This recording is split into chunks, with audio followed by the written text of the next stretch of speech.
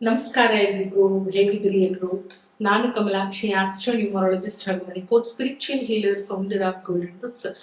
ಇವತ್ತಿನ ವಿಚಾರ ಶಿವರಾತ್ರಿ ಹಬ್ಬದ ಬಗ್ಗೆ ಮಾತಾಡೋಣ. ಶಿವರಾತ್ರಿ ಹಬ್ಬದ ವಿಶೇಷತೆಗಳು ಏನು, ಈ ದಿನ ಅನುಷ್ಠಾನ ಯಾವ ರೀತಿಯಾಗಿ ಇರಬೇಕು, ಜೊತೆಗೆ ಶಿವರಾತ್ರಿ ಹಬ್ಬದಿಂದ ಯಾವ ರಾಶಿ ಲಗ್ನದವರಿಗೆ ಒಳ್ಳೆಯ ಫಲಗಳನ್ನ ನಿರೀಕ್ಷೆ ಮಾಡಬಹುದು, ಅದರೊಟ್ಟಿಗೆ ಶಿವರಾತ್ರಿ ಹಬ್ಬದಂದು ಯಾವ ಧಾನ್ಯಗಳನ್ನ ಮನೆಗೆ ತರೋದ್ರಿಂದ ಸಾಕಷ್ಟು ಶುಭ ಫಲಗಳನ್ನ ಪಡ್ಕೊಳ್ಬಹುದು. ಇದಿಷ್ಟು ವಿಚಾರಗಳನ್ನ ತಿಳ್ಕೊಳ್ಳೋಣ. ಮೊದಲನೇದಾಗಿ ವಿಡಿಯೋಗಳು ಕನ್ಸಿಸ್ಟೆನ್ಸಿಯಾಗಿ ಬರ್ತಾ ಇಲ್ಲ ಅಂತ ಹೇಳಿ ಸಾಕಷ್ಟು ಜನ ರಿಕ್ವೆಸ್ಟ್ ಮಾಡ್ತಾ ಇದ್ರಿ. ಎಸ್, ಕೆಲಸದ ಶೆಡ್ಯೂಲ್ ಬ್ಯುಸಿಯಾಗಿ ಇರೋದ್ರಿಂದ, ಸೆಮಿನಾರ್ಸ್ ನಡೆಯೋದ್ರಿಂದ, ನ್ಯೂಮರಾಲಜಿ ಕ್ಲಾಸಸ್ ಆನ್ ಗೋಯಿಂಗ್ ಇರೋದ್ರಿಂದ, ಆಲ್ಸೋ ಮ್ಯಾನಿಫೆಸ್ಟೇಷನ್ ಕ್ಲಾಸಸ್ ಇರೋದ್ರಿಂದ ಸ್ವಲ್ಪ ಬ್ಯುಸಿ ಶೆಡ್ಯೂಲ್ ಇದೆ. ಹಾಗಾಗಿ ರೆಗ್ಯುಲರ್ ಆಗಿ ಮಾಡೋದಕ್ಕೆ ಸ್ವಲ್ಪ ಸಮಯ ತಗೊಂಡೆ. ಬಟ್ ಇನ್ನು ಮುಂದೆ ಖಂಡಿತ ನನ್ನ ಒಂದು ಪ್ರಾಮಾಣಿಕವಾದ ಪ್ರಯತ್ನವನ್ನ ಮಾಡ್ತೀನಿ, ಒಳ್ಳೆ ವಿಚಾರಗಳನ್ನ ನಿಮಗೆ ತಲುಪಿಸೋದ್ರಲ್ಲಿ. ಇವತ್ತಿನ ವಿಚಾರವನ್ನ ಪ್ರಾರಂಭ ಮಾಡೋಣ. ಮಾಘ ಮಾಸದ ಕೃಷ್ಣ ಪಕ್ಷದ ತ್ರಯೋದಶಿ ತಿಥಿಯಂದು ಶಿವರಾತ್ರಿ ಹಬ್ಬ ಬಂದಿರತಕ್ಕಂಥದ್ದು. ಫೆಬ್ರವರಿಯ 15ನೇ ತಾರೀಕು ಭಾನುವಾರ. ವಾರ ಬಹಳ ವಿಶೇಷವಾಗಿದೆ, ದಿನಾಂಕ ಬಹಳ ವಿಶೇಷವಾಗಿದೆ, ತಿಥಿಯೂ ಕೂಡ ಬಹಳ ವಿಶೇಷವಾಗಿ ಇರತಕ್ಕಂಥದ್ದು. ಈ ದಿನ ಶನೈಶ್ಚರಣ ಜಯಂತಿಯೂ ಕೂಡ ಹೌದು. ಶನಿ ಕರ್ಮಕಾರಕ ಗ್ರಹ, ಸಾಕ್ಷಾತ್ ಶಿವನ ಅಂಶವೇ ಹೌದು. ಸೊ ಶಿವರಾತ್ರಿ ಹಬ್ಬ ಹಾಗೆ ಶನಿಯ ಜಯಂತಿ ಎರಡೂ ಕೂಡ ಒಂದೇ ದಿನ ಬಂದಿರತಕ್ಕಂಥದ್ದು ಮತ್ತಷ್ಟು ವಿಶೇಷ. ಇದ್ರ ಜೊತೆಗೆ ಶಿವರಾತ್ರಿ ಹಬ್ಬದ ಕೊಂಡಲಿಯನ್ನ ನಾವು ನೋಡುವಾಗ ಬಹಳ ವಿಶೇಷವಾದ ಯೋಗದಲ್ಲಿ 2026ರ ಶಿವರಾತ್ರಿ ಹಬ್ಬ ಬಂದಿರತಕ್ಕಂಥದ್ದು.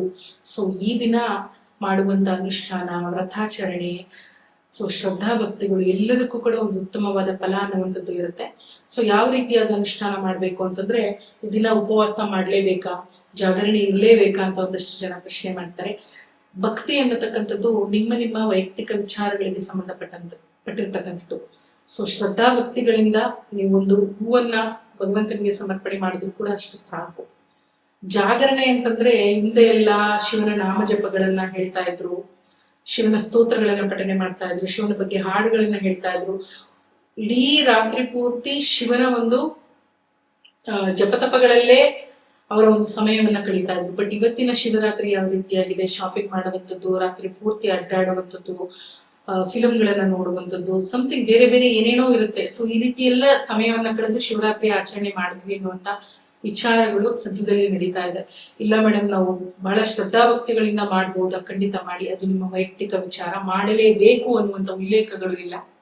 ಉಪವಾಸ ಮಾಡ್ಲೇಬೇಕಾ ಅಂತಂದ್ರೆ ಅಫ್ಕೋರ್ಸ್ ನಿಮ್ಮ ದೇಹ ತಡ್ಕೊಳ್ಳುತ್ತೆ. ನಿಮಗೆ ಆ ಒಂದು ಭಕ್ತಿ ಎನ್ನುವಂಥದ್ದು ಭಗವಂತನ ಜೊತೆಗೆ ಇದೆ, ಆ ಒಂದು ಸಾನ್ನಿಧ್ಯ ನಿಮ್ಗೆ ಬೇಕು ಅಂದ್ರೆ ಖಂಡಿತ ನೀವು ಉಪವಾಸ ಮಾಡ್ಬೋದು. ಅದಕ್ಕಿಂತ ಮುಖ್ಯವಾಗಿ ಸಾತ್ವಿಕವಾದ ಆಹಾರಗಳನ್ನ ಸೇವನೆ ಮಾಡ್ಬೇಕು. ಯಾವುದೇ ಹಬ್ಬಗಳನ್ನು ಕೂಡ ನಮ್ಮ ಒಂದು ಧರ್ಮಶಾಸ್ತ್ರಗಳಲ್ಲಿ, ನಮ್ಮ ಒಂದು ಸನಾತನ ಧರ್ಮದಲ್ಲಿ, ಗ್ರಂಥಗಳಲ್ಲಿ ಉಲ್ಲೇಖ ಇರತಕ್ಕಂಥದ್ದು ಸಾತ್ವಿಕವಾದ ಆಹಾರಗಳನ್ನ ಸೇವನೆ ಮಾಡ್ಬೇಕು ಅಂತ. ಯಾಕೆ ಅತಿಯಾದ ಮಸಾಲೆ ಪದಾರ್ಥಗಳನ್ನ ಸೇವನೆ ಮಾಡ್ತಕ್ಕಂಥದ್ದು, ಕರೆದಿರ್ತಕ್ಕಂಥ ಜಿಡ್ಡಿನ ಪದಾರ್ಥಗಳನ್ನ ತಿಂದಾಗ ದೇಹದಲ್ಲಿ ಜಡತ್ವ ಅನ್ನುವಂಥದ್ದು ಜಾಸ್ತಿ ಆಗುತ್ತೆ, ದೇಹ ಆಕ್ಟಿವ್ ಆಗಿ ಇರೋದಿಲ್ಲ, ಅದ್ರ ಜೊತೆಗೆ ನಿದ್ದೆ ಅನ್ನುವಂಥದ್ದು ಬಂದ್ಬಿಡುತ್ತೆ. ಸೊ ವ್ರತಾಚರಣೆಗಳು ಮಾಡೋದ್ರ ಉದ್ದೇಶ ಏನು? ಭಗವಂತನ ವಿಚಾರದಲ್ಲಿ ಒಂದು ಕೋರಿಕೆಗಳನ್ನ ಇಟ್ಟು ನಮ್ಮ ಇಷ್ಟಾರ್ಥಗಳನ್ನ ಸಿದ್ಧಿ ಮಾಡ್ಕೊಳ್ಳೋದಿಕ್ಕೆ ಅಂತ ಇರುವಾಗ ಭಗವಂತನ ಜೊತೆಗೆ ನಮ್ಮ ಸಾನ್ನಿಧ್ಯ ಚೆನ್ನಾಗಿ ಇರಬೇಕು ಅಲ್ವಾ, ಭಗವಂತನ ನಾಮಸ್ಮರಣೆ ಅದನ್ನ ಪೂರ್ತಿ ಇರಬೇಕು ಅನ್ನುವಂತ ವಿಚಾರಗಳು.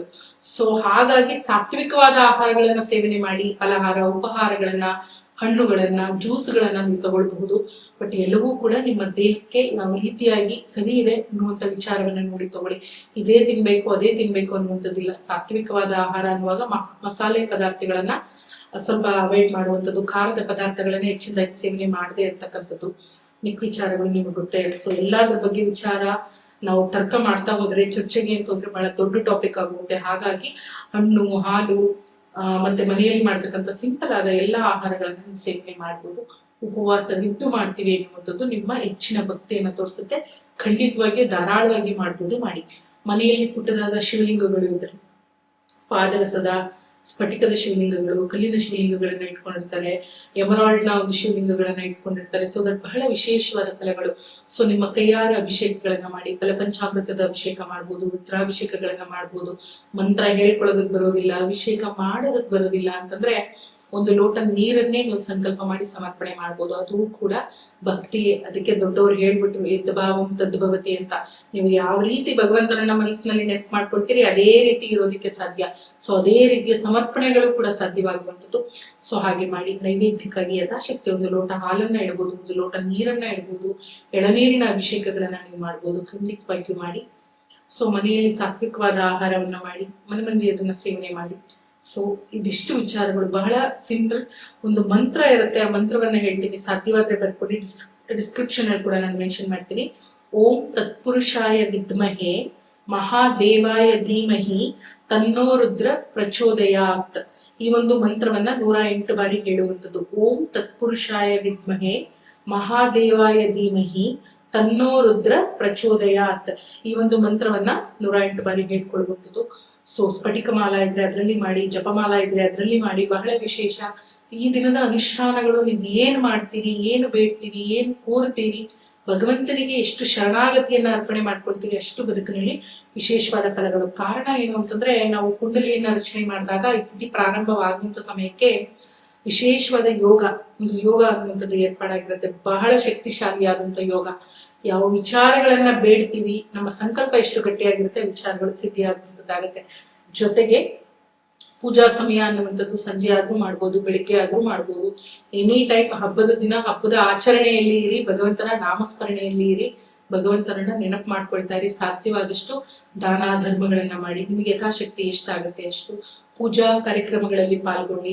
ಸೊ ಅಭಿಷೇಕಗಳನ್ನ ನೋಡಿ ಕಣ್ತುಂಬ್ಕೊಳ್ಳಿ, ಎಲ್ಲಾ ವಿಚಾರಗಳನ್ನ ಮಾಡ್ತಕ್ಕಂಥದ್ದು. ಜೊತೆಗೆ ಈ ದಿನ 4 ವಸ್ತುಗಳನ್ನ ಮನೆಗೆ ತರಬೇಕು. ಬಹಳ ವಿಶೇಷವಾದ ಫಲಗಳು. ಅಕ್ಕಿಯನ್ನ ತಗೊಂಡ್ ಬನ್ನಿ, ಮೂಟೆಗಟ್ಲೆ ತರಬೇಕು ಅಂತಿಲ್ಲ. ಯಥಾಶಕ್ತಿ 1/4 kg ತಂದ್ರು ಕೂಡ ಅದೊಂದು ಧಾನ್ಯ ಮನೆಗೆ ಬಿಡುವಂತ ಒಂದು ಸಮಯ ಅಂತಲೇ ಆಗಿರುತ್ತೆ. ಇದಕ್ಕೆ ಸಮಯದ ನಿಯಮ ಅಂತ ಇಲ್ಲ. ಬೆಳಿಗ್ಗೆಯಿಂದ ಸಂಜೆವರೆಗೂ 15ನೇ ತಾರೀಕು ಹಬ್ಬದ ದಿನ ಯಾವಾಗ ಬೇಕಾದ್ರೂ ತರ್ಬೋದು.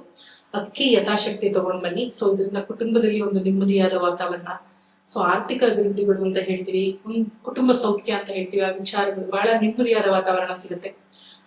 ಹಸಿ ಕಡಲೆಕಾಳನ್ನ ಯಥಾಶಕ್ತಿ ಮನೆಗೆ ತಗೊಂಡ್ ಬರೋದ್ರಿಂದ ವ್ಯಾಪಾರ, ವ್ಯವಹಾರ, ಬಿಸ್ನೆಸ್ ನ ವಿಚಾರಗಳೆಲ್ಲವೂ ಕೂಡ ನಿಮಗೆ ಇರ್ತಕ್ಕಂಥ ಅಡೆತಡೆಗಳು ಕಡಿಮೆ ಆಗುತ್ತೆ. ಒಂದಷ್ಟು ಒಳ್ಳೆಯ ಶುಭ ಫಲಗಳು ಅಂತ ಏನ್ ಹೇಳ್ತೀವಿ ಅದು ಸಿಗುವಂತದ್ದಾಗುತ್ತೆ. ಯಥಾಶಕ್ತಿ ಬಾದಾಮಿಯನ್ನ ಮನೆಗೆ ತಗೊಂಡ್ ಬನ್ನಿ. ಇದರಿಂದ ಎಷ್ಟೇ ಕಷ್ಟದ ಪರಿಸ್ಥಿತಿಯಲ್ಲಿ ಇದ್ರು ಕೂಡ ಯಾರಾದ್ರೂ ನಿಮ್ಮ ಸಹಾಯಕ್ಕೆ ಅಂತೇಳಿ ಬಂದು ನಿಲ್ತಾರೆ, ನಿಮ್ಮ ಕಷ್ಟಕ್ಕೆ ಎಗಲಾಗ್ತಾರೆ. ಅದು ದೈವದ ಆಶೀರ್ವಾದ ಆಗಿದ್ದಿರ್ಬೋದು, ಹಿರಿಯರ ಮಾರ್ಗದರ್ಶನ ಆಗಿದ್ದಿರ್ಬೋದು, ಯಾರೋ ಬುದ್ಧಿಮಾತು ಹೇಳಿ ನಿಮ್ಮನ್ನ ಸರಿ ದಾರಿಗೆ ಕರ್ಕೊಂಡು ಹೋಗುವಂತ ವಿಚಾರಗಳಾಗಿದ್ದಿರ್ಬೋದು. ಸೊ ಬಹಳ ಒಂದು ಒಳ್ಳೆಯ ಫಲಗಳು. ಇದರೊಟ್ಟಿಗೆ ಕೆಂಪು ಮೈಸೂರು ಬೇಳೆ, ಕೆಂಪು ತೊಗರಿ ಬೇಳೆ ಅಂತ ಏನ್ ಹೇಳ್ತೀವಿ, ಆ ಒಂದು ಬೇಳೆಯನ್ನ ಯಥಾಶಕ್ತಿ ತರೋದ್ರಿಂದ ಎಲ್ಲಾ ರೀತಿಯಾದ ಲಾಭಗಳು, ಎಲ್ಲಾ ರೀತಿಯಾದ ಒಂದು ಪಾಸಿಟಿವ್ ಎನರ್ಜಿ ಎನ್ನುವಂಥದ್ದು ಸಿಗುತ್ತೆ. ಇದನ್ನ ತಂದು ದೇವರ ಮನೆಯಲ್ಲಿ ಇಟ್ಟು ಅದಾದ್ಮೇಲೆ ದಿನನಿತ್ಯದ ಪ್ರತಿನಿತ್ಯದ ಅಡಿಗೆಗೆ ಅದನ್ನ ಬಳಸ್ಕೊಳ್ಳಿ, ಅಷ್ಟೇ ವಿಚಾರ. ಸೊ ಇದ್ರ ಜೊತೆಗೆ ಕೆಲವು ಲಗ್ನದವರಿಗೆ ಬಹಳ ವಿಶೇಷವಾದ ಫಲಗಳು ಇದೆ. ಶಿವರಾತ್ರಿ ಹಬ್ಬ ವಿಶೇಷವಾದ ಯೋಗದ ಮೂಲಕ ಬಂದಿರೋದ್ರಿಂದ ಇಷ್ಟೇ ದಿನ ಅಷ್ಟೇ ದಿನ ಅಂತ ಬರೋದಿಲ್ಲ.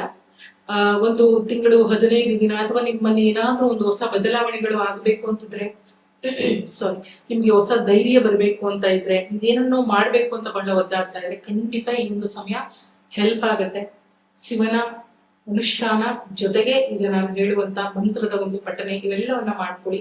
ಸಾಧ್ಯವಾದಷ್ಟು ಆಹಾರದಲ್ಲಿ ಮಾತ್ರ ಸಾತ್ವಿಕ ಅಲ್ಲ, ಯೋಚನೆಗಳಲ್ಲಿ ಸಾತ್ವಿಕತೆ ಇರಲಿ, ನಿಮ್ಮ ಕೆಲಸ ಕಾರ್ಯಗಳಲ್ಲಿ ಸಾತ್ವಿಕತೆ ಇರಲಿ. ಯಾವಾಗ್ಲೂ ಕೂಡ ನಮ್ಮ ಕೈಯಲ್ಲಿ ಆದ್ರೆ ಮಾತ್ರ ಒಳ್ಳೇದ್ ಮಾಡ್ಬೇಕು, ಬೇರೆಯವ್ರಿಗೆ ಕೆಟ್ಟದ್ ಮಾಡೋದಕ್ಕೆ ಹೋಗ್ಬಾರ್ದು, ಈ ಕಾನ್ಸೆಪ್ಟ್ ಅಲ್ಲಿ ಇರಿ. ಸೊ ಸಾಧ್ಯವಾದಷ್ಟು ಮನಸ್ಸನ್ನ ನೆಮ್ಮದಿಯಾಗಿ ಇಟ್ಕೊಂಡ್ರೆ ನೀವು ಎಲ್ಲಿರ್ತೀರೋ ಅಲ್ಲೇ ಭಗವಂತ ಕಾಣಿಸ್ತಾನೆ ಅಂತ ವಿಚಾರಗಳು. ಸೊ ಮೊದಲನೇದಾಗಿ ಮೇಷರಾಶಿ, ಮೇಷ ಲಗ್ನದವರಿಗೆ ಲಗ್ನವನ್ನ ಕನ್ಸಿಡರ್ ಮಾಡಿ, ಲಗ್ನ ಗೊತ್ತಿಲ್ಲ ಅಂದ್ರೆ ರಾಶಿಯನ್ನೇ ಕನ್ಸಿಡರ್ ಮಾಡಿ. ಮೇಷರಾಶಿ, ಮೇಷ ಲಗ್ನದ ವ್ಯಕ್ತಿಗಳಿಗೆ ಈ ಒಂದು ಶಿವರಾತ್ರಿಯ ಹಬ್ಬದಿಂದ ಆಚೆಗೆ ಬಹಳ ವಿಶೇಷವಾದ ಫಲಗಳು. 7.5 ನಡೀತಾ ಇದ್ರು ಕೂಡ ಸೊ ಜೀವನದಲ್ಲಿ ಒಂದಷ್ಟು ಹೊಸ ಬದಲಾವಣೆಗಳು ಅಂತ ಆಗುತ್ತೆ. ಯಾವ ವಿಚಾರಗಳಿಗೆ ಪ್ರಯತ್ನಗಳನ್ನ ಪಡ್ತಾ ಇದ್ರಿ ಆ ವಿಚಾರಗಳನ್ನ ಕೈಗತ ಮಾಡ್ಕೊಳ್ಳುವುದಕ್ಕೆ ಬಹಳ ಸಹಾಯಕಾರಿ ಆಗತ್ತೆ. ಒಂದು ಒಳ್ಳೆಯ ಸಮಯ, ಧೈರ್ಯದಿಂದ ಮುಂದೆ ಹೋಗ್ಬೇಕು ಅಷ್ಟೇ. ದುರ್ಗಾದೇವತೆಯ ದರ್ಶನವನ್ನ ಮಾಡ್ತಕ್ಕಂಥದ್ದು, ದುರ್ಗೆಯನ್ನ ಆರಾಧನೆಯನ್ನ ಮಾಡ್ತಕ್ಕಂಥದ್ದು ನಿಮ್ಮಲ್ಲಿ ಹೆಚ್ಚಿನ ಬಲವನ್ನ ವೃದ್ಧಿ ಮಾಡಿ ಕೊಡುತ್ತೆ. ಎಲ್ಲ ವಿಚಾರಗಳಿಗೂ ಕೂಡ ಆರೋಗ್ಯದ ಸಮಸ್ಯೆಗಳಿದ್ರೆ ಹೊರಗಡೆ ಬರ್ತೀರಿ, ಮಾನಸಿಕ ಸಮಸ್ಯೆಗಳಿದ್ರೆ ಅವೆಲ್ಲವನ್ನ ಹಿಂದಕ್ಕೆ ಹಾಕಿ ಮುಂದಕ್ಕೆ ಹೋಗುವಂತ ದಾರಿಗಳು ಸಿಗುತ್ತೆ. ಒಂದಷ್ಟು ಒಳ್ಳೆಯ ವಿಚಾರಗಳು ಬದುಕಿನಲ್ಲಿ ನಡೆಯುತ್ತೆ. ಆಲ್ ದ ಬೆಸ್ಟ್ ಅಂತ ಹೇಳ್ತೀನಿ. ವೃಷಭ ರಾಶಿ, ವೃಷಭ ಲಗ್ನದ ವ್ಯಕ್ತಿಗಳಿಗೆ ಹೆಸರು, ಕೀರ್ತಿ, ಅಂದ್ಕೊಂಡಂತ ವಿಚಾರಗಳನ್ನ ಸಾಧಿಸಿ 4 ಜನಗಳಿಂದ ಪ್ರಶಂಸೆಯನ್ನ ಪಡ್ಕೊಳ್ಳುವಂತ ಒಂದು ವಿಚಾರ. ನೇಮ್ ಅಂಡ್ ಫೇಮ್ ಅಂತ ಏನ್ ಹೇಳ್ತೀವಿ, ಅದು ದೊಡ್ಡ ಮಟ್ಟದಲ್ಲಿ ಆಗ್ಬೇಕು ಅಂತಿಲ್ಲ, ನೀವು ಇರ್ತಕ್ಕಂಥ ಸರೌಂಡಿಂಗ್ ನಲ್ಲಿ ಆದ್ರೂ ಕೂಡ ಅದು ಖುಷಿನೇ ಅಲ್ವಾ. 4 ಜನ ಗುರುತಿಸ್ತಾರೆ, ನಿಮ್ಮ ಶ್ರಮಕ್ಕೆ ತಕ್ಕನಾದ ಒಂದು ಪ್ರತಿಫಲ, ಪ್ರಮೋಷನ್ಸ್ ಆಗಿದ್ದಿರ್ಬೋದು. ಸೊ ಈ ತರದ ವಿಚಾರಗಳು ನಡೆಯುವಂತದ್ದಾಗುತ್ತೆ. ಖರ್ಚು ಸ್ವಲ್ಪ ಜಾಸ್ತಿ ಇರುತ್ತೆ, ಅದ್ರ ಬಗ್ಗೆ ಗಮನ ಇರಲಿ. ಮಿಥುನ ರಾಶಿ, ಮಿಥುನ ಲಗ್ನದ ವ್ಯಕ್ತಿಗಳಿಗೆ ಸಹಾಯ ಹಸ್ತ ಅನ್ನುವಂಥದ್ದು ಸಿಗುತ್ತೆ. ನಿಮ್ಮ ಒಂದು ಕಷ್ಟದ ಸಂದರ್ಭಕ್ಕೆ, ನಿಮ್ಮ ಒಂದು ಕ್ರಿಟಿಕಲ್ ಸಿಚುವೇಶನ್ಗೆ ಯಾವುದಾದ್ರ ಕಡೆಯಿಂದ ಒಂದು ಸಹಾಯ ಅನ್ನುವಂಥದ್ದು ಸಿಗುತ್ತೆ. ಅದು ಒಳ್ಳೆಯ ಮಾರ್ಗೋಪಾಯ ಆಗಿದ್ದಿರ್ಬೋದು, ಗೈಡೆನ್ಸ್ ಆಗಿದ್ದಿರ್ಬೋದು, ಅಥವಾ ನಿಮ್ಮ ಕಷ್ಟಕ್ಕೆ ನೆರವಾಗುವಂತ ವ್ಯಕ್ತಿಯಿಂದ ಆಗಿದ್ದಿರ್ಬೋದು, ಅದಾಗತ್ತೆ. ಸೊ ಬಹಳ ವಿಶೇಷ. ಪ್ರತಿ ಸೋಮವಾರ ಭಾನುವಾರಗಳಂದು ಶಿವನಿಗೆ ರುದ್ರಾಭಿಷೇಕವನ್ನ ಮಾಡಿಸಿ ಯಥಾಶಕ್ತಿ ಒಂದು 3 ತಿಂಗಳಲ್ಲಿ ಕನಿಷ್ಠ 1 ಬಾರಿಯಾದ್ರೂ ಮಾಡಿಸುವಂತ ಪ್ರಯತ್ನ ಮಾಡಿ, ಸಾಕಷ್ಟು ಒಳ್ಳೆಯ ಫಲಗಳನ್ನ ಪಡ್ಕೊಳ್ತೀರಿ. ಇದಾದ ನಂತರದಲ್ಲಿ ಕರ್ಕಾಟಕ ರಾಶಿ, ಕರ್ಕಾಟಕ ಲಗ್ನದ ವ್ಯಕ್ತಿಗಳಿಗೆ ಮಾನಸಿಕವಾದ ಒತ್ತಡಗಳು ಸ್ವಲ್ಪ ಜಾಸ್ತಿ ಇರುತ್ತೆ. ಯಾವುದೇ ವಿಚಾರಗಳನ್ನ ದಿಢೀರಂತ ನಿರ್ಧಾರ ಮಾಡಬೇಡಿ, ಸ್ವಲ್ಪ ಸಮಯ ತಗೊಳ್ಳುವಂಥದ್ದು ಬಹಳ ಉತ್ತಮ. ಸಾತ್ವಿಕವಾದ ದೇವಿಯ ಆರಾಧನೆ ಅಂದ್ರೆ ಮಹಾಲಕ್ಷ್ಮಿ, ಪಾರ್ವತಿ ದೇವಿ, ಈ ತರದ ಸರಸ್ವತಿ, ಈ ತರದ ಹೆಣ್ಣು ದೇವತೆಗಳ ದೇವಸ್ಥಾನಕ್ಕೆ ಭೇಟಿ ಕೊಟ್ಟು ಯಥಾಶಕ್ತಿ ಪೂಜಾ ಒಂದು ಕೈಂಕರ್ಯಗಳಿಗೆ ಭಾಗಿಯಾಗುವಂಥದ್ದು ನಿಮ್ಗೆ ಸಾಕಷ್ಟು ಮಾನಸಿಕವಾದ ಒತ್ತಡಗಳಿಂದ ಹೊರಗಡೆ ಬರೋದಕ್ಕೆ ಸಾಧ್ಯವಾಗುತ್ತೆ. ಜೊತೆಗೆ ಅಕ್ಕಿಯನ್ನ ದಾನ ಮಾಡ್ಕೊಳ್ಳುವಂಥದ್ದು ನಿಮ್ಮ ಮನಸ್ಸಿಗೆ ಆಗುವಂತ ಕಸಿವಿಸಿಗಳಿಂದ ಹೊರಗಡೆ ಬರ್ಬೋದು. ಸೋಮವಾರಗಳಂದು ಯಥಾಶಕ್ತಿ ಒಂದು 3 ವಾರ ದಾನ ಮಾಡ್ಕೊಳ್ಳಿ. ಸೊ ತುಂಬಾ ನೆಮ್ಮದಿ ಆಗುತ್ತೆ. ಪಿತ್ರಾರ್ಜಿತ ಆಸ್ತಿ ಪಾಸ್ತಿಗಳನ್ನ ಖರೀದಿ ಮಾಡ್ಬೇಕು ಅಂತಿದ್ರೆ, ಅಥವಾ ನಿಮಗೆ ಬಂದು ಸೇರ್ಬೇಕು ಅಂತ ಇದ್ರೆ, ಒಂದು ರಾಜಿ ಸಂಧಾನದ ಮೂಲಕ ಎಲ್ಲವೂ ಒಂದು ಮಟ್ಟದಲ್ಲಿ ಇತ್ಯರ್ಥವಾಗುವಂತ ಸಾಧ್ಯತೆಗಳು ಇದೆ. ಅಕ್ಕಿಯನ್ನ ದಾನ ಮಾಡ್ಕೊಳ್ಳುವಂಥದ್ದು, ಹಾಗೆ ದೇವಿ ದೇವಸ್ಥಾನಕ್ಕೆ ಹೋಗುವಂಥದ್ದನ್ನ ಮಾಡ್ಕೊಳ್ಳಿ. ಸೊ ಇದೆಲ್ಲವೂ ನಿಮಗೆ ಒಂದು 3 ತಿಂಗಳುಗಳ ಕಾಲ ರಿಸಲ್ಟ್ ಇರ್ತಕ್ಕಂಥದ್ದು. ಸೊ ಮಾಡಿ. ಸಿಂಹ ರಾಶಿ, ಸಿಂಹ ಲಗ್ನದ ವ್ಯಕ್ತಿಗಳಿಗೆ ಬಿಸ್ನೆಸ್ ನ ವಿಚಾರದಲ್ಲಿ ಲಾಭ ಬಂದಿಲ್ಲ ಅಂತ ಎಷ್ಟು ದಿನ ಒದ್ದಾಡ್ತಾ ಇದ್ರೆ, ಒಂದು ಒಳ್ಳೆಯ ಸಮಯ, ಒಂದು ಒಳ್ಳೆಯ ಲಾಭವನ್ನು ನೋಡೋದಿಕ್ಕೆ, ಅಥವಾ ನಿಮ್ಮ ಪಾರ್ಟ್ನರ್ಸ್ ಇಂದ ನಿಮಗೆ ಹೆಲ್ಪ್ ಅನ್ನುವಂಥದ್ದು ಆಗುತ್ತೆ. ನಿಮ್ಮನ್ನ ಅವ್ರು ಅರ್ಥ ಮಾಡ್ಕೊಳ್ತಾರೆ. ಇದು ಕುಟುಂಬದ ವಿಚಾರದಲ್ಲಿ, ಗಂಡ ಹೆಂಡತಿಯ ವಿಚಾರದಲ್ಲಿ ಆಗಿದ್ದಿರ್ಬೋದು, ಅಥವಾ ನಿಮ್ಮ ಒಂದು ವ್ಯಾಪಾರ ವ್ಯವಹಾರದ ಬಿಸ್ನೆಸ್ ಪಾರ್ಟ್ನರ್ಶಿಪ್ ನಲ್ಲಿ ಆಗಿರ್ಬೋದು, ಒಂದು ಉತ್ತಮವಾದ ಹೊಂದಾಣಿಕೆ ಅಂಡ್ ಆಲ್ಸೋ ಒಂದು ಒಳ್ಳೆಯ ಲಾಭವನ್ನು ನೋಡುವಂತ ಸಮಯ ಚೆನ್ನಾಗಾಗತ್ತೆ. 3ನೇ ವ್ಯಕ್ತಿಗಳಿಗೆ ಸಂಬಂಧದಲ್ಲಾಗ್ಲಿ ವ್ಯಾಪಾರ ವ್ಯವಹಾರಗಳಲ್ಲಾಗ್ಲಿ ಆಸ್ಪದವನ್ನ ಕೊಡಬೇಡಿ, ಇದರಿಂದ ಹೆಚ್ಚಿನ ಕಿರಿಕಿರಿ ಅನ್ನುವಂಥದ್ದು ಆಗುತ್ತೆ. ಸೊ ಯಾವುದೇ ವಿಚಾರಗಳಿದ್ರು ನೀವೇ ಕೂತು ಸಾರ್ಟ್ ಔಟ್ ಮಾಡ್ಕೊಂಡು ಮುಂದಕ್ಕೆ ಹೋಗೋದ್ರಿಂದ ಒಳ್ಳೆಯ ಲಾಭದ ನಿರೀಕ್ಷೆ ಮಾಡಬಹುದು. ಇದಾದ ನಂತರದಲ್ಲಿ ಕನ್ಯಾ ರಾಶಿ, ಕನ್ಯಾ ಲಗ್ನದ ವ್ಯಕ್ತಿಗಳಿಗೆ ಕೆಲಸ ಕಾರ್ಯಗಳಿಗೆ ಬಹಳ ಚೆನ್ನಾಗಿರ್ತಕ್ಕಂಥ ಸಮಯ. ಅಟ್ ದ ಸೇಮ್ ಟೈಮ್ ಕೆಲಸಕ್ಕೆ ಪ್ರಯತ್ನ ಪಡ್ತಾ ಇದ್ದ ಸಿಗುವಂತ ಸಮಯ, ಆದ್ರೆ ಹಿತಶತ್ರುಗಳು ಸ್ವಲ್ಪ ಜಾಸ್ತಿ ಆಗ್ತಾರೆ. ನಿಮ್ಮ ಗ್ರೋತ್ ಅನ್ನ ಸಹಿಸೋದಕ್ಕಾಗದೆ ಇಲ್ಲದೆ ಇರುವಂತ ಸಮಸ್ಯೆಗಳನ್ನ ಕ್ರಿಯೇಟ್ ಮಾಡಬಹುದು, ಅಥವಾ ಆರೋಗ್ಯದ ಸಮಸ್ಯೆಗಳು ಕೂಡ ಆಗಬಹುದು. ಸೊ ಈ ಒಂದು ಕಾರಣದಿಂದ ಕಪ್ಪು ಉದ್ದನ್ನ ದಾನ ಮಾಡ್ಕೊಳ್ಳಿ. ಶನಿವಾರಗಳಂದು ಒಂದು 3 ಶನಿವಾರ ಕಪ್ಪು ಉದ್ದನ್ನ ಯಥಾಶಕ್ತಿ ದಾನ ಮಾಡ್ಕೊಳ್ಳೋದ್ರಿಂದ ಬರಬಹುದಾದಂತ ಸಮಸ್ಯೆಗಳು ಕಡಿಮೆ ಆಗುತ್ತೆ, ಸಿಗಬಹುದಾದಂತ ಲಾಭ ಜಾಸ್ತಿ ಆಗುತ್ತೆ. ನಂತರದಲ್ಲಿ ತುಲಾ ರಾಶಿ, ತುಲಾ ಲಗ್ನದ ವ್ಯಕ್ತಿಗಳಿಗೆ ಆರೋಗ್ಯದಲ್ಲಿ ಬಹಳ ಉತ್ತಮವಾದ ಚೇತರಿಕೆ ಆಗುತ್ತೆ. ಒಂದು ಹ್ಯಾಪಿ ಟೈಮ್, ಏನಿದ್ರು ಏನಿಲ್ಲ ಅಂದ್ರೂ ತುಂಬಾ ಆರಾಮಾಗಿ ಲೈಫ್ ಜರ್ನಿ ಕಂಟಿನ್ಯೂ ಆಗುವಂತದ್ದಾಗುತ್ತೆ. ಒಂದು ಹ್ಯಾಪಿ ಟೈಮ್, ಎಂಜಾಯ್ ಮಾಡುವಂತ ಟೈಮ್, ಟ್ರಿಪ್ ಗಳನ್ನ ಮಾಡಬಹುದು. ಜೊತೆಗೆ ಏನನ್ನಾದ್ರೂ ಕೊಂಡ್ಕೊಳ್ಬೇಕು, ಏನೋ ಖರೀದಿ ಮಾಡ್ಬೇಕು, ನಿಮ್ಗೆ ಇಷ್ಟದ ಏನೋ ಬದುಕಿನಲ್ಲಿ ಬರ್ಬೇಕು ಅಂದ್ರೆ ಇದೊಂದು ರೈಟ್ ಟೈಮ್. ಯೂಸ್ ಮಾಡ್ಕೊಳ್ಳಿ, ಯುಟಿಲೈಸ್ ಮಾಡ್ಕೊಳ್ಳಿ. ಟ್ರಾವೆಲ್ ಮಾಡ್ಬೇಕು ಅಂತಿದ್ರೆ ಒಳ್ಳೆ ಪ್ಲೇಸಿಗೆ ಟ್ರಾವೆಲ್ ಮಾಡಿ, ಮಾನಸಿಕವಾದ ನೆಮ್ಮದಿ ಎನ್ನುವಂಥದ್ದು ಸಿಗುತ್ತೆ. ಮುಂದೆ ಏನು ಮಾಡ್ಬೇಕು ಅನ್ನುವಂಥ ದಾರಿಯೂ ಕೂಡ ಬಹಳ ಚೆನ್ನಾಗಿ ಕಾಣುವಂಥದ್ದಾಗುತ್ತೆ. ಅದಾದ ನಂತರದಲ್ಲಿ ವೃಶ್ಚಿಕ ರಾಶಿ, ವೃಶ್ಚಿಕ ಲಗ್ನದ ವ್ಯಕ್ತಿಗಳಿಗೆ ಒಂದು ಪ್ರಾಪರ್ಟಿಯನ್ನ ಬೈ ಮಾಡುವಂತ ಅಥವಾ ಪ್ರಾಪರ್ಟಿಯನ್ನ ನೋಡೋದಕ್ಕೆ ಹೋಗುವಂತ ವಿಚಾರಗಳು. ಸೊ ಯಾವುದೋ ಕಡೆಯಿಂದ ಒಂದು ಚೀಪ್ ಆಗಿ ನಿಮ್ಗೆ ಸಿಗಬಹುದು, ಅಥವಾ ನೀವು ಎಕ್ಸ್ಪೆಕ್ಟ್ ಮಾಡೋದಕ್ಕಿಂತ ಬಹಳ ಕಡಿಮೆ ಸಿಗ್ಬಹುದು. ಉತ್ತಮವಾದ ಸಮಯ, ಕೈ ಹಾಕಿ ಒಳ್ಳೇದಾಗುತ್ತೆ. ಆರೋಗ್ಯದ ವಿಚಾರದಲ್ಲಿ ಸ್ವಲ್ಪ ಗಮನ ಬೇಕು. ಸೊ ಆರೋಗ್ಯದ ಬಗ್ಗೆ ಕೇರ್ ಮಾಡಿ, ವಾಕಿಂಗ್, ಎಕ್ಸರ್ಸೈಸ್ ಮಾಡುವಂಥದ್ದು, ಹೆಚ್ಚಿನ ನೀರನ್ನ ಕುಡಿಯುವಂಥದ್ದು, ಅನಗತ್ಯ ವಿಚಾರಗಳಿಗೆ ತಲೆ ಹಾಕದೇ ಇರುವಂಥದ್ದು ನಿಮ್ಮ ಬದುಕಿನಲ್ಲಿ ಸಾಕಷ್ಟು ಒಳ್ಳೆಯ ವಿಚಾರಗಳನ್ನ ತಂದುಕೊಡುತ್ತೆ. ಧನುರ್ ರಾಶಿ, ಧನುರ್ ಲಗ್ನದ ವ್ಯಕ್ತಿಗಳಿಗೆ ಟ್ರಾವೆಲ್ ಮಾಡುವಂತ ಯೋಗ ಇದೆ, ಸ್ಪಿರಿಚುಯಾಲಿಟಿಗೆ ಸಂಬಂಧಪಟ್ಟ ಹಾಗೆ. ಸೊ ಒಬ್ಬರೇ ಮಾನಸಿಕವಾಗಿ ಟ್ರಾವೆಲ್ ಮಾಡ್ತಿರೋ, ಹೊರಗಡೆಯಿಂದ ಟ್ರಾವೆಲ್ ಮಾಡ್ತಿರೋ ನಿಮ್ಮ ವಿಚಾರಗಳಿಗೆ ಸಂಬಂಧಪಟ್ಟಿದ್ದು, ಆದರೆ ಒಬ್ಬರೇ ಇರುವಂತದ್ದು ನಿಮ್ಮ ಮನಸ್ಸಿಗೆ ಹೆಚ್ಚಿನ ನೆಮ್ಮದಿಯನ್ನ ಈ ಸಮಯದಲ್ಲಿ ತಂದುಕೊಡುತ್ತೆ. ಸೊ ಹೆಚ್ಚಿನ ದೈವದ ಒಂದು ಪೂಜಾ ಕೈಂಕರ್ಯಗಳಲ್ಲಿ ಭಾಗಿಯಾಗೋದ್ರಿಂದ ಮಾನಸಿಕವಾದ ಸದೃಢತೆ ಅನ್ನುವಂಥದ್ದು ಸಿಗುತ್ತೆ. ಮಾತು ಕಡಿಮೆ ಮಾಡೋದ್ರಿಂದ ಜಗಳಗಳು, ಕದನಗಳು ಸ್ವಲ್ಪ ಕಡಿಮೆ ಆಗುತ್ತೆ. ಸೊ ನಿಮ್ಮಷ್ಟಕ್ಕೆ ನೀವು ಈ ಒಂದು ಸಮಯಗಳನ್ನ ಟ್ರಾವೆಲ್ ಮಾಡೋದ್ರಿಂದ ಬಹಳ ಒಳ್ಳೆಯ ರಿಸಲ್ಟ್ ಅನ್ನ ಪಡ್ಕೊಳ್ತೀರಿ. ಆಗಬಹುದಾದಂತ ಸಮಸ್ಯೆಗಳು ಕಡಿಮೆ ಆಗಿರುತ್ತೆ. ಆಗಬೇಕಾಗಿರ್ತಕ್ಕಂಥ ಒಳ್ಳೆ ವಿಚಾರಗಳು ಬದುಕಿನಲ್ಲಿ ನಡೆಯುತ್ತೆ. ಆರೋಗ್ಯದ ಬಗ್ಗೆ ಸ್ವಲ್ಪ ಗಮನ ಕೊಡುವಂಥದ್ದು ಉತ್ತಮ. ಅರಿಶಿಣವನ್ನ ಸಾಧ್ಯವಾದಷ್ಟು ಅರಿಶಿಣದ ಕೊಂಬು ಅಥವಾ ಅರಿಶಿಣವನ್ನ ಗುರುವಾರಗಳನ್ನು ಯಥಾಶಕ್ತಿ ದಾನ ಮಾಡಿ. ಇಲ್ಲ ಅಂತಂದ್ರೆ ಹಸುವಿಗೆ ಬಾಳೆಹಣ್ಣನ್ನ ಕೊಡೋದ್ರಿಂದ ಗುರುವಾರದ್ದು ಸಾಕಷ್ಟು ಒಳ್ಳೆಯ ಫಲಗಳನ್ನ ಪಡ್ಕೊಳ್ತೀರಿ. ಇದಾದ ನಂತರದಲ್ಲಿ ಮಕರ ರಾಶಿಯವರಿಗೆ ಬಹಳ ಉತ್ತಮವಾದ ಸಮಯ. ಮಕರ ರಾಶಿಗೆ ಶನಿ ಅಧಿಪತಿ ಆಗ್ತಾರೆ. ಶನಿ ಶಿವನ ಒಂದು ತತ್ವ, ಶಿವನ ಒಂದು ಅಂಶ, ನ್ಯಾಯ ನೀತಿ ಅನ್ನುವಂಥ ವಿಚಾರಗಳು. ಶಿವರಾತ್ರಿ ಹಬ್ಬದಂದು ಶನೀಶ್ವರನ ಜಯಂತಿಯೂ ಇದೆ. ಮಕರ ರಾಶಿಯವರಿಗೆ ಬಹಳ ಉತ್ತಮವಾದ ಫಲ. ಕುಟುಂಬದಲ್ಲಿ ಒಂದು ನೆಮ್ಮದಿಯ ವಾತಾವರಣ, ಹಣಕಾಸಿನ ವಿಚಾರದಲ್ಲಿ ಒದ್ದಾಡ್ತಾ ಇದ್ರೆ, ಕೆಲಸ ಕಾರ್ಯಗಳಲ್ಲಿ ತುಂಬಾ ಸಮಸ್ಯೆಗಳನ್ನ ಫೇಸ್ ಮಾಡ್ತಾ ಇದ್ರೆ, ಒಟ್ಟಿನಲ್ಲಿ ಹಣಕಾಸು ಮತ್ತೆ ನೆಮ್ಮದಿಯ ವಿಚಾರಗಳಿಗೆ ನೀವು ಒದ್ದಾಡ್ತಾ ಇದ್ರೆ ಇಲ್ಲೊಂದು ಬಿಗ್ ರಿಲೀಫ್ ಸಿಗುತ್ತೆ. ತುಂಬಾ ಒಂದು ಒಳ್ಳೆಯ ಆಶೀರ್ವಾದ ಅನ್ನುವಂಥದ್ದು ಇರುತ್ತೆ ಭಗವಂತನಿಂದ. ಸೊ ಸಾಧ್ಯವಾದಷ್ಟು ಯಥಾಶಕ್ತಿ ನಿಮ್ಮ ಕೈಲಾದಷ್ಟು ₹1 ನಿಮ್ಗೆ ಬರ್ತಾ ಇದೆ ಅಂದ್ರೆ ಅದ್ರ 4 ಆಣೆ ಭಾಗದಷ್ಟು ದಾನ ಧರ್ಮಗಳನ್ನು ಮಾಡ್ತಾ ಬನ್ನಿ. ಒಂದಷ್ಟು ಹೆಲ್ಪ್ ಆಗುತ್ತೆ ನಿಮಗೆ. ಶಿವನ ದೇವಸ್ಥಾನಗಳಿಗೆ ಭಾನುವಾರದಂತೂ ಭೇಟಿ ಕೊಡುವಂಥದ್ದು, ರುದ್ರಾಭಿಷೇಕಕ್ಕೆ ಪಾಲ್ಗೊಳ್ಳುವಂಥದ್ದು ಬಹಳ ಒಳ್ಳೆಯ ಫಲಿತಾಂಶ ಹಾಗೂ ಬದಲಾವಣೆ, ಪರಿವರ್ತನೆಗಳನ್ನ ಬದುಕಿಗೆ ತಂದುಕೊಡುತ್ತೆ.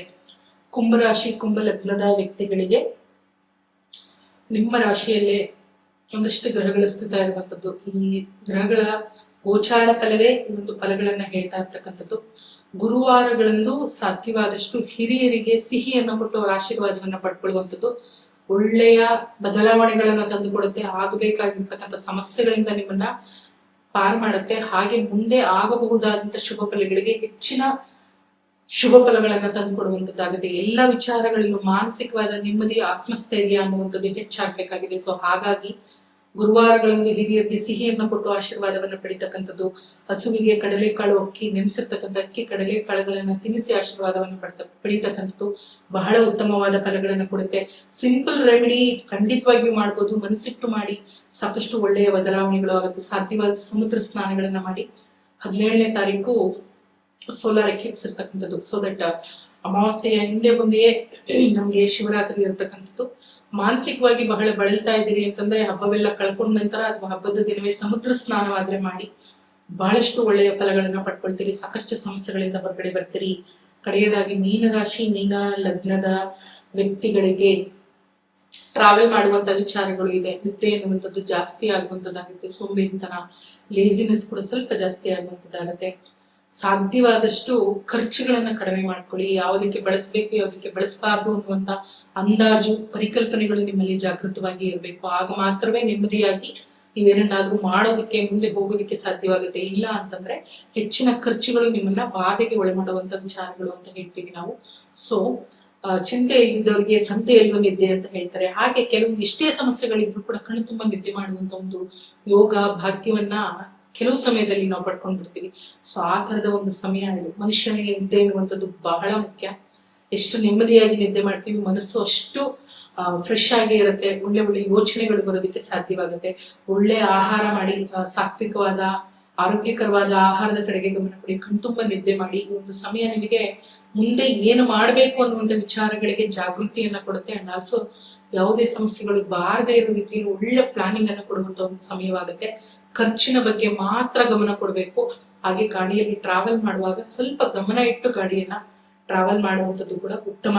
ಆರೋಗ್ಯದ ಬಗ್ಗೆ ಹೆಚ್ಚಿನ ನೀರನ್ನ ಕುಡಿತಕ್ಕಂಥದ್ದು ಬಹಳ ಉತ್ತಮ. ಮೊಳಕೆ ಬಂದಿರತಕ್ಕಂಥ ಮೊಳಕೆ ಕಟ್ಟಿದಂತ ಕಾಳುಗಳನ್ನ ಹೆಚ್ಚಿನದಾಗಿ ಬಳಸಿ, ಸೊಪ್ಪು ತರಕಾರಿಗಳನ್ನ ಹೆಚ್ಚಿನದಾಗಿ ಸೇವನೆ ಮಾಡಿ. ಆರೋಗ್ಯ ಬಹಳ ಚೆನ್ನಾಗಾಗುತ್ತೆ. ಅದ್ರ ಜೊತೆಗೆ ಹೊಸ ಬದಲಾವಣೆ ಬದುಕಿನಲ್ಲಿ ಖಂಡಿತವಾಗಿ ನಡೆಯುತ್ತೆ.